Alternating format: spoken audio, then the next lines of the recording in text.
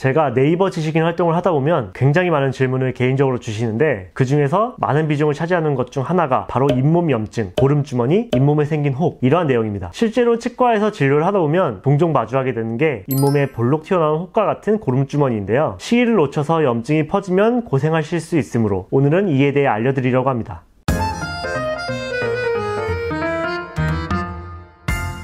안녕하세요. 자일리톨TV의 행복한 치과의사 닥터 자일리톨 이재일입니다. 잇몸 고름주머니, 단순히 치태, 치석에 의한 잇몸의 문제일 수도 있지만 보통은 치아 신경관 세균 감염에 의해 치아 뿌리 쪽에서 발생한 염증이 외부로 나온 것입니다. 치아 뿌리 끝에서부터 시작해 세균에 의해 발생한 염증, 고름, 가스 등에 의해 내부 압력이 상승하면서 팽창하게 되는데 그러면서 잇몸뼈를 손상시키고 가장 약한 부위로 뚫고 나와 피스츄라라고 하는 혹 같은 형태로 고름주머니가 형성되는 것이죠. 그게 터지게 되면 고름이 나오면서 압력이 낮아지며 오히려 시원함을 느끼기도 합니다. 보통 입천장 쪽은 좀 더 단단하기 때문에 비교적 약한 입술 쪽으로 뚫고 나오는 게 대다수입니다. 피스츄라가 생기는 경우에 대해 좀 더 자세히 알아보면 첫째, 심한 충치. 치아에 충치가 심하게 발생하면 치수라고 하는 신경 쪽을 침범하게 되고 감염에 의해 치수 조직이 괴사되어 뿌리끝 염증이 생깁니다. 평소 고름주머니가 생긴 환자분들을 보게 되면 특히 치아가 부러진 지 오래되어 그쪽에 충치가 생기고 노출된 신경관으로 세균이 들어가서 문제되는 경우가 제법 많은 것 같습니다. 이어서 둘째, 신경과 가까운 수복물 때문.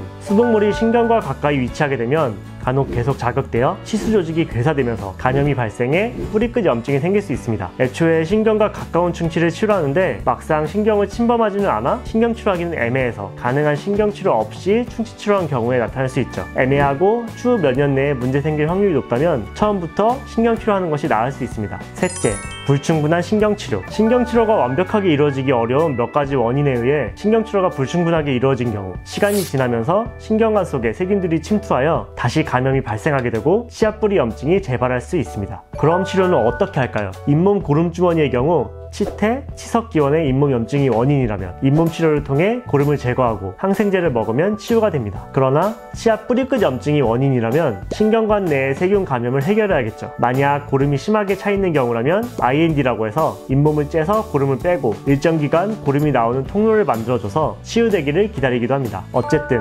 근본적 원인인 뿌리끝 염증 자체를 치료하려면 첫째, 신경치료. 괴사된 치수를 제거하고 감염된 근간을 치료하여 세균의 침입을 막는 방법입니다. 치아 자체가 흔들리지 않고 염증이 큰 게 아니라면 이러한 신경치료를 통해 자연 치아를 살리고 크라운을 하여 가능한 오래 사용할 수 있습니다. 그리고 이전에 신경치료했던 치아에 염증이 재발했다면 재신경치료를 할 수도 있습니다. 치아 뿌리 염증의 대다수는 이렇게 신경치료로 치료하게 되죠. 둘째, 치근단 절제술. 치아 뿌리 염증이 신경치료, 재신경치료만으로 해결이 어려운 경우 잇몸을 열고 치아 뿌리 쪽 잇몸뼈에 구멍을 내어 문제의 원인이 된 치아 뿌리 하방 3mm 정도와 잇몸 염증을 확실히 제거하는 치근단 절제술을 할 수 있습니다. 환자분들의 입장에서는 수술적인 방법이라 부담이 되실 수 있지만 치료 성공률은 높은 편입니다. 셋째, 치아 제식술. 방금 말씀드린 치근단 절제술을 앞니 쪽에서는 유용하게 이용할 수 있지만 뒤쪽 큰 어금니 부위에서는 까다롭거나 불가능한 경우가 있습니다. 이때는 치아를 발치해서 문제가 된 치아 뿌리 하방 3mm 정도를 제거하고 치료한 후 다시 발치했던 부위에 치아를 넣는 치아 제식술을 시행할 수 있습니다. 발치해서 밖에서 치료하고 다시 넣는다는 점만 제외하면 치근단 절제술과 내용은 동일하다고 볼 수 있죠. 가끔씩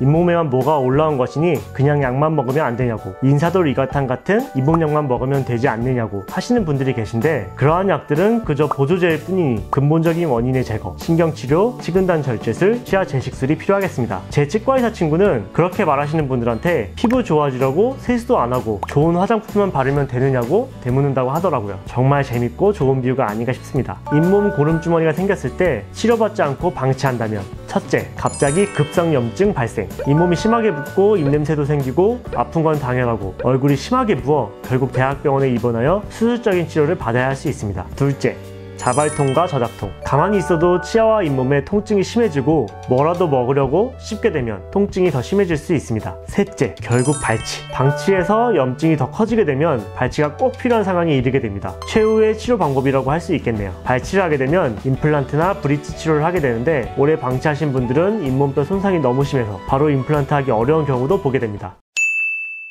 오늘은 잇몸염증, 고름주머니, 이유와 치료, 단순 잇몸염증이나 치아뿌리 염증에 의해 문제가 될 수 있는 부분에 대해 말씀드렸습니다. 잇몸에 고름주머니가 잡혔다면 쉽게 생각하시면 안 되고 당장 치과에 가라는 신호라고 생각하셔야 하겠습니다. 미리미리 정기검진을 통해 사전 예방하거나 조기 치료를 받아서 심각한 상황까지 가지 않으시기를 간절히 바랄게요. 그럼 다음에도 유익하고 좋은 영상으로 찾아뵙겠습니다.